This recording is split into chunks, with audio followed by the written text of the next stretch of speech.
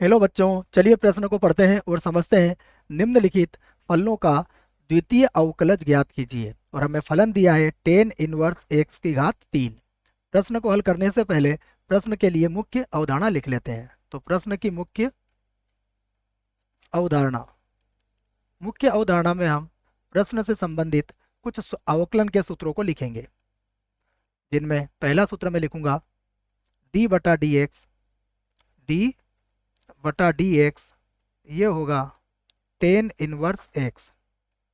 और इसका अवकलन हमें याद होना चाहिए, यह होता है 1/1 प्लस एक्स का वर्ग।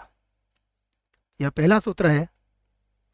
दूसरा, आप यह सूत्र भी याद रखें, डी बटा डी एक्स एक्स की घातांक एन, यह होता है एन, और एक्स की घातांक एन माइनस 1 होता है। तीसरी मुख्य अवधारणा भी हम यही लिख लेते हैं कि यहाँ पर हम भाग का सूत्र भी हमें याद होना चाहिए, डी बटा डी एक्स यू बटा वी, अर्थात अवकलन में भाग का सूत्र।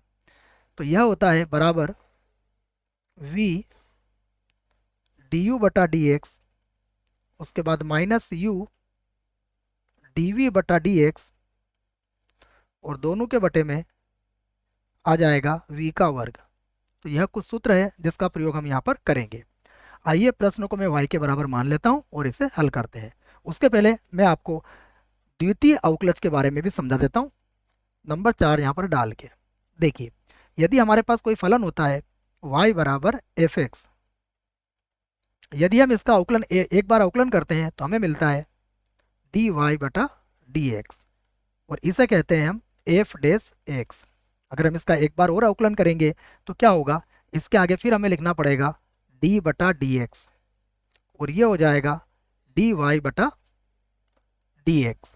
तो अगर इसको हल करेंगे तो देखो ये क्या बनेगा, ये बनेगा डी टू वाई बटा डी एक्स का वर्ग, इस प्रकार लिखा जाएगा इसको, और ये हो जाएगा F double dash x.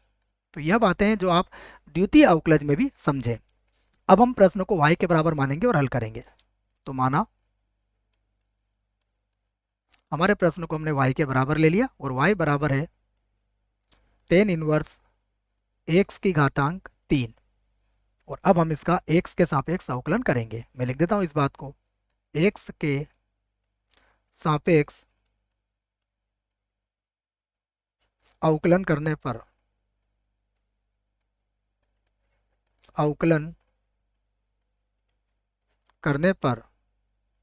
x के सापेक्ष अवकलन करेंगे तो ये होगा डी वाई बटा डी एक्स बराबर ये होगा डी बटा D x tan inverse x की घातांक 3।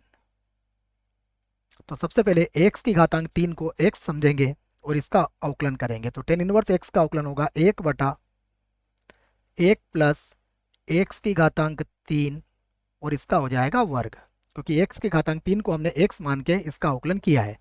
श्रृंखला नियम से एक्स की घात 3 का दोबारा अवकलन करना पड़ेगा। तो d बटा डी एक्स ये बनेगा x की घातांक 3। इसे हल कर लेते हैं तो ये हो जाएगा, देखो x की घातांक 3 का अवकलन होगा 3 और x की घात 2, और बटे में आ जाएगा 1 प्लस एक्स की घातांक 6। तो ये हमें मिला डी वाई बटा डी एक्स। हम चाहें तो इसे समीकरण 1 बना सकते हैं, परंतु हमसे क्या पूछा गया है प्रश्न में, द्वितीय अवकलज ज्ञात कीजिए, तो हमें इसका एक बार और अवकलन करना पड़ेगा। तो मैं फिर से लिख देता हूं इसी बात को कि x के सापेक्ष, या पुनः भी लिख सकते हैं आप, पुनः x के सापेक्ष अवकलन करने पर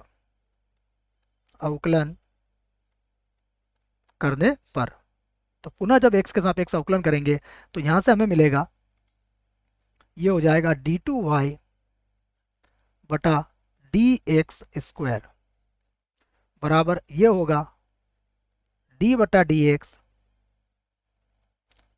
3x का वर्ग और 1 प्लस एक्स की घातांक 6। और अब यहाँ पर हम भाग का सूत्र लगाएंगे। तो भाग का सूत्र से सबसे पहले जो 3 है इसको तो मैं बाहर रख दूंगा, और भाग का सूत्र क्या कहता है, सबसे पहले हम देखिए क्या करेंगे, 1 प्लस एक्स की घात 6 को छोड़ देंगे।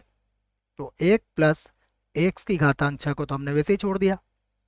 अब डी बटा डी एक्स होगा, किसका होगा देखो, अंश का। अंश क्या है, एक्स की घात 2, एक्स की घातांक 2, फिर माइनस एक्स की घातांक 2 को छोड़ेंगे, और डी बटा डी एक्स होगा 1 प्लस एक्स की घातांक 6 का, और पूरे के बटे में आ जाएगा v का वर्ग, जो सूत्र हमने लिखा था। तो v में क्या है हमारे पास, 1 प्लस एक्स की घातांक 6, और पूरे की घात हो जाएगी 2। ये लिख दिया हमने। अगर ये 6 में आपको थोड़ा सा समझने में परेशानी आ रही है तो मैं इसको दोबारा लिख देता हूँ। यहाँ पर आएगा 6, फिर से लिखते हैं। तो ये होगा 3, और बटे में होगा 1 प्लस एक्स की घातांक 6, और इस पूरे का वर्ग हो जाएगा। और इसे यहाँ हल कर लेते हैं। 1 प्लस एक्स की घातांक 6, एक्स की घात 2 का अवकलन होगा 2x, माइनस एक्स का वर्ग, यहाँ अवकलन करेंगे तो एक अचर है, अचर का अवकलन 0 होगा, और एक्स की घात 6 का हो जाएगा 6 एक्स की घातांक 5। अब इसको और हम हल कर सकते हैं, तो फिर से लिखेंगे हम 3 बटे में है 1 प्लस एक्स की घातांक 6, और पूरे का वर्ग होगा। यहाँ पर हम इसको गुणा कर लेते हैं, तो ये होगा 2x प्लस 2x की घातांक 7 बन जाएगा। ये यहाँ गुणा करेंगे तो माइनस ये हो जाएगा 6, और x की घातांक ये भी हो जाएगा 5 और 2 7। तो अब बराबर देखिए 2x, 3 तो वैसे ही है, उसके बाद यहाँ होगा 2x, और 6 में से 2 घटाएंगे तो बचेगा यहाँ पर माइनस का 4, x की घातांक होगा 7, बटे में होगा 1 प्लस एक्स की घातांक 6 पूरे का वर्ग। अब देखिए यहाँ से आप चाहें तो 2x कॉमन ले सकते हैं। यदि 2x कॉमन लोगे तो बाहर आ जाएगा 6x, और यहाँ बचेगा 1 माइनस का 2, और x की घातांक 6 बच जाएगा, क्योंकि 7 में से आपने एक x को बाहर ले लिया है, और बटे में आ जाएगा 1 प्लस एक्स की घातांक 6, और पूरे की घात हो गया 2। और ये जो हमें प्राप्त हुआ है ये क्या है, ये द्वितीय अवकलज प्राप्त हुआ, जिसे कहेंगे d2y बटा dx²। यही हमारे प्रश्न का उत्तर होगा। मैं इस 2 को एक बार और लिख देता हूँ, यदि समझ में नहीं आता है तो। ये लीजिए बच्चों, ये होगा dx²। यही हमारे प्रश्न का उत्तर है। आशा करता हूँ आपको इस प्रश्न का उत्तर समझ में आया होगा। धन्यवाद।